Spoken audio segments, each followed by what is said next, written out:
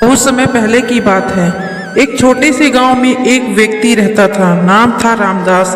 रामदास के पास सब कुछ था, घर, संपत्ति, नाम, इज्जत, लेकिन उसके दिल में हमेशा एक खालीपन रहता था। वे रोज कहते थे, मैं सब कुछ पा चुका हूँ, फिर भी क्यों लगता है कि कुछ कमी है। एक दिन रामदास अपने मन की बेचैनी को दूर करने के लिए गांव के पास वाले ऋषि मुनि के पास गया।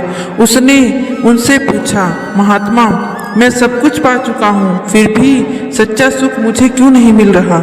ऋषि मुनि ने मुस्कुराते हुए कहा, सच्चा सुख वो है जो बाहर से नहीं मिलता बल्कि अंदर से आता है। अगर तुम सच में सुख चाहते हो तो तुम्हें अपनी आत्मा और कर्म की राह समझनी होगी। रामदास ने उत्सुकता से पूछा, कैसे जानूं मैं तुम्हें अपने कर्म सही कर रहा हूँ या गलत। तभी श्री कृष्ण की भव्य झलक सामने आई। कृष्ण ने कहा, रामदास, संसार में जो सुख तुम ढूंढ रहे हो वह स्थायी नहीं, यह केवल तुम्हारे मन और बुद्धि की शांति में छुपा है। कर्म करो निस्वार्थ, दूसरों के लिए, बिना किसी लाभ की आशा के, और देखो सुख अपने आप तुम्हारे पास आएगा। रामदास ने पूछा, लेकिन भगवान, मैं अपने दुख को कैसे भूल जाऊं। कृष्ण ने हंसते हुए कहा, जो दुख आता है उसे देखो, समझो और स्वीकार करो। भागना मत। दुख और सुख दोनों जीवन का हिस्सा हैं। समझदारी यही है कि तुम्हारा मन स्थिर रहे। जब मन स्थिर होता है तब दुख और सुख दोनों स्थायी लगेंगे और तुम्हें सच्चा सुख अनुभव होगा। रामदास ने कृष्ण की बातों को अपने जीवन में उतारने की ठानी। उसने निस्वार्थ सेवा करनी शुरू की, गरीबों की मदद की, बीमारों की सेवा की और अपने मन को लोभ लालच से दूर रखा। धीरे धीरे रामदास ने अनुभव किया कि उसका दिल अब खाली नहीं रह गया।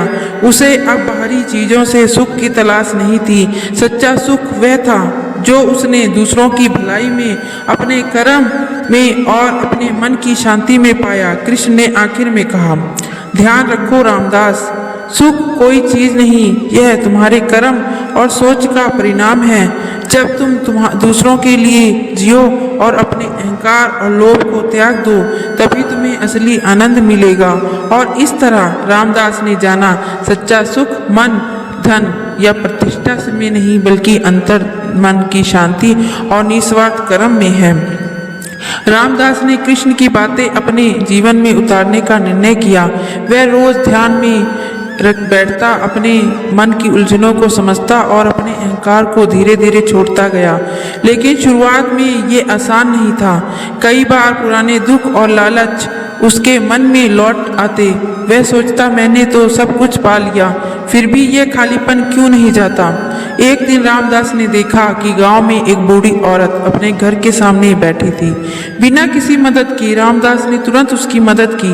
उसको पानी पिलाया, घर साफ किया और खाना खिलाया। उस दिन शाम को जब वह घर लौटा तो उसे पहली बार सच्चा सुख महसूस हुआ। उसका दिल हल्का और शांत था। रामदास ने सोचा, क्या सच में दूसरों की मदद करने में ही आनंद है। कुछ दिनों बाद रामदास ने देखा कि कुछ बच्चे अपने माता पिता के बिना खेल रहे हैं, भूखे लग रहे हैं। उसने उन्हें खाना खिलाया, खेल में साथ दिया और उनके दुख को समझा। हर बार जब वह दूसरों की भलाई करता, उसका मन पहले से और भी शांत और खुश होता गया। धीरे धीरे गांव के लोग भी रामदास की अच्छाई को देखकर उसके पास आने लगे। लेकिन रामदास ने कभी गर्व नहीं किया। उसने हमेशा अपने कर्म को निस्वार्थ रखा। एक दिन जब रामदास ने नदी के किनारे ध्यान कर रहा था, कृष्ण ने फिर प्रकट होकर उससे कहा, देखो रामदास, सच्चा सुख वही है जो तुम्हें बाहरी चीजों पर निर्भर न करे। जब तुम दूसरों के लिए जियो, अपने मन को शांत रखो और लोभ और लालच से दूर रहो, तो तुम्हारा मन हमेशा आनंदित रहेगा। यही जीवन का सबसे बड़ा रहस्य है। रामदास ने गहराई से महसूस किया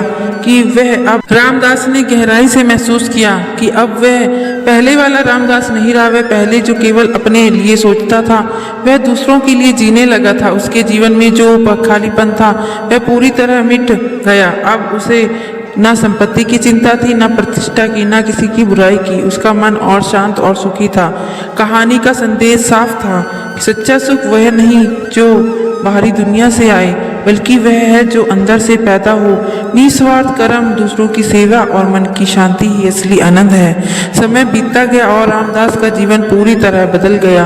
अब वह सिर्फ दूसरों की भलाई और अपने कर्म की में संतुष्टि ढूंढता था। लेकिन भगवान कृष्ण ने उसे एक और महत्वपूर्ण सीख देने के लिए परीक्षण किया। एक दिन गांव में एक बड़ा तूफान आया। बारिश इतनी तेज थी कि घर और खेत में दोनों बर्बाद हो गए। लोग डर और चिंता में घिर गए। गांव के कुछ लोग केवल अपने घर और संपत्ति बचाने में लगे थे और किसी ने किसी की मदद नहीं की।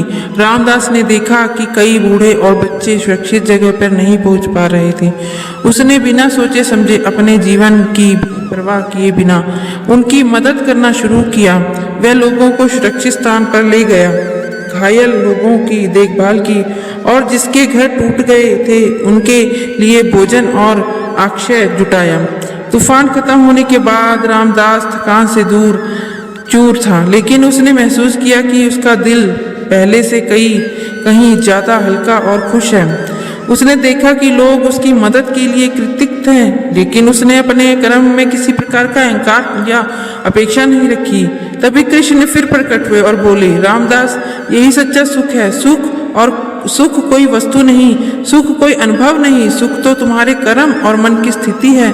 जब तुम निस्वार्थ होकर दूसरों के लिए जीते हो तो हर मुश्किल का सामना आसान लगता है, हर दुख क्षणिक लगता है। यही असली आनंद है। रामदास ने आंसू भरी आंखों से कहा, हे भगवान, अब मुझे समझ आ रहा है, मैं अब किसी भारी वस्तु में सुख नहीं ढूंढूंगा। सच्चा सुख तो दूसरों की सेवा में है, अपने मन की शांति में है और कर्म में है। कृष्ण मुस्कुराए और बोले, याद रखो रामदास, जीवन में दुख आएगा, संकट आएगा, लेकिन जब तुम्हारा मन स्थिर होगा और कर्म निस्वार्थ होगा तो कोई भी संकट तुम्हें असली सुख से दूर नहीं कर सकता। यही जीवन का सबसे बड़ा रहस्य है। और इस तरह से रामदास ने अपने जीवन में अनुभव किया कि सच्चा सुख अहंकार, लालच, अपेक्षाओं से परे है। ये अपने कर्म में, दूसरों की सेवा में और अपने मन की स्थिरता में पाया जाता है। रामदास अब हर दिन अपने जीवन को दूसरों की सेवा में समर्पित करता है। सुबह उठते ही वह ध्यान करता है, अपने मन को शांत करता है और सोचता है कि आज किसकी मदद की जा सकती है। उसका जीवन अब केवल अपने लिए नहीं बल्कि सभी के कल्याण के लिए था। गांव के लोग रामदास के बदलते व्यक्तित्व को देखकर हैरान थे। वह पहले जैसा लालची और चिंतित नहीं रहा। अब वह मुस्कुराता, हमेशा मदद के लिए तैयार रहता और दूसरों के सुख दुख में उनके साथ खड़ा होता।